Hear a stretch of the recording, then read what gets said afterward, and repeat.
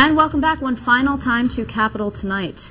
The Scaffold Law is a top target of business groups every year. They argue the state's workplace safety regulations are driving up the cost of construction projects in New York.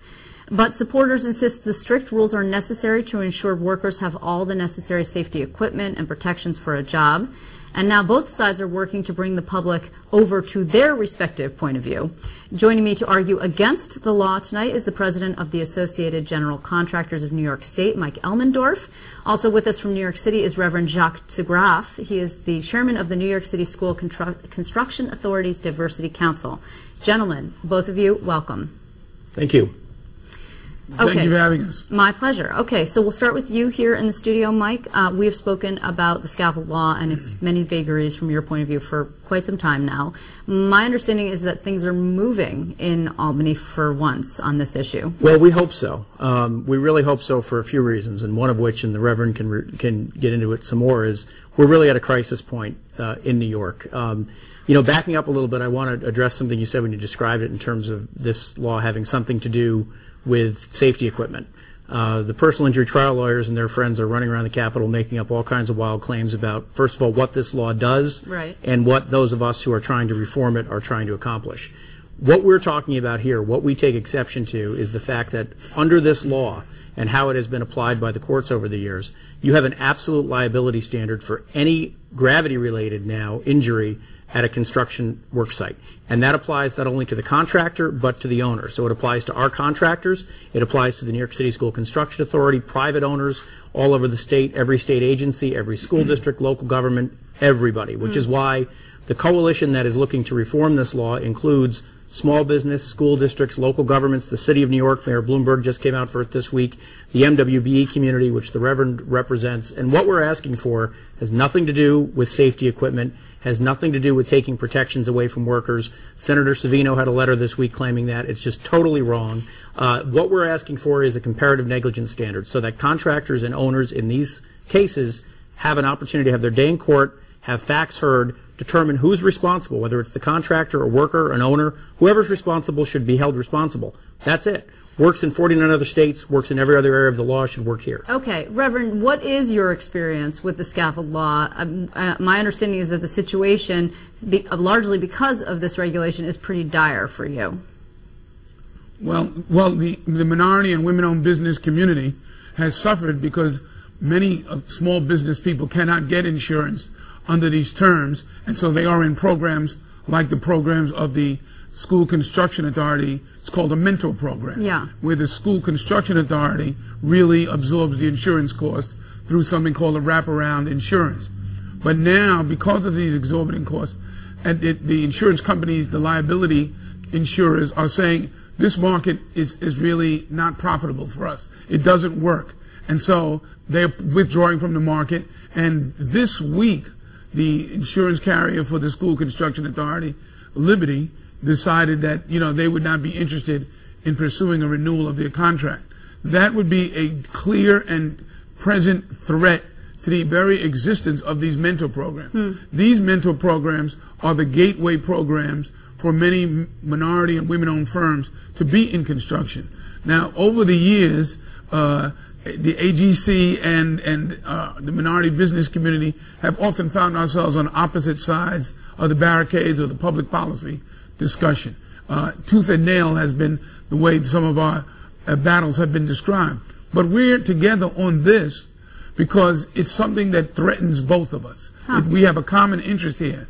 And this is an immediate threat. It's not something that is off in the distance that you can use a projection. This is a threat to the existence of these programs, not only at the School Construction Authority, but all mentor programs and city projects where there's wraparound insurance. Okay, I think that we have some graphics. I mean, what also, Mike, you've provided us with some hard and fast evidence. You've been saying, you know, it's costing us. We just heard the Reverend explain about how it's costing. I think that we have a graphic that compares New York to other states that don't have scaffold. Let's see if we can get that up on the screen.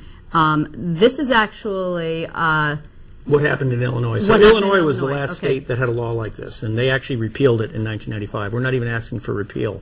We're asking for reform. And in Illinois, if you look at 1995, when the law was repealed, within 5 years, their insurance loss costs were down 91%. In New York State, and I've provided some other graphics, our insurance loss costs in every impacted construction category are at least twice the next closest state, which in many cases is much higher than the state behind them. So for the contractors that the Reverend referred to in New York City that do school construction authority work, for the difference that the SCA pays for insurance building schools in New York City as opposed to what they would pay if they built them across the river in New Jersey, they've actually priced this. They could build 2 to 3 additional schools a year for the difference in insurance, with the variable being the scaffold law in New York. You know, you said that you weren't sure if actually things were going to move. It looked hopeful in Albany, but we only have 4 days remaining in the session. So, Reverend, I'm curious, if things don't move in the next 4 days, what will the outcome be for you? I mean, how much longer can you hold on? Well, we're not going away, and we're going to continue to beat the drum on this issue because it's a survival issue.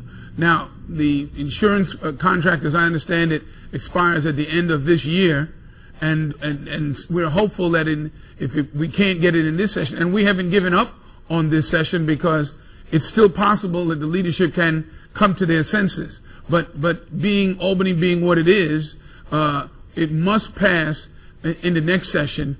Otherwise, hundreds of businesses will have to fall by the wayside, and thousands of jobs will be lost. You know, Mike, it wasn't the budget, and we've discussed this, you've been in before, wasn't exactly business friendly this time around, which was really a disappointment to the business community because the governor had been pretty business friendly in his first budget and also in his second. Do you believe that the atmosphere now, that he's listening, he put through this tax-free New York initiative, and that maybe Scaffold would be a way for him to improve his relationship with the business community? Well, the governor certainly knows that this is a problem. We've had a number of conversations, and he understands it. And I think really for all the leaders in Albany, probably more so in the legislature, but you know, we need the governor to speak out on this as well. This is a time for choosing.